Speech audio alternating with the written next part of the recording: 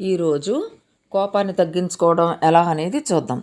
మనిషికి వచ్చే సహజ సిద్ధమైన భావోద్వేగాల్లో కోపం ఒకటి.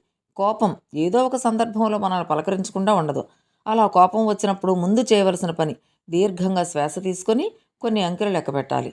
ఇలా చేయడం వలన కోపం తగ్గడం మొదలవుతుంది. అప్పుడు ఒక పుస్తకం తీసుకుని కోపం ఎందుకు వస్తుందో కారణం రాయండి. దానివలన మైండ్ ప్రశాంతంగా మారుతుంది. ఒక గ్లాసు మంచినీళ్ళు తాగితే శరీరం కూడా రిలాక్స్ అవుతుంది. అప్పుడు ఆలోచించుకోవడానికి సమయం దొరుకుతుంది. అలా అని కోపం ఎందుకొచ్చిందో గుర్తు చేసుకుని ఆ సమయాన్ని వృధా చేయకండి. ఇలా ఆలోచించండి. కోపం వలన వచ్చే అనర్థాలేమిటో తెలుసు నాకు. కోపాన్ని నియంత్రించుకోకపోతే బీపీ, షుగరు, గుండె జబ్బులు వంటివి శరీరాన్ని దెబ్బతీస్తాయి.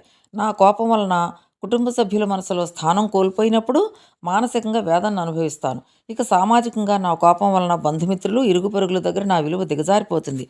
ఈ పరిస్థితి మరోసారి రాకుండా నన్ను నేను మార్చుకోవాలి అని అనుకొని దానికి అనుగుణంగా ప్రయత్నం చేయాలి. ఏది జరిగినా మన మంచికే అని మనసుకు సర్ది చెప్పుకోవాలి.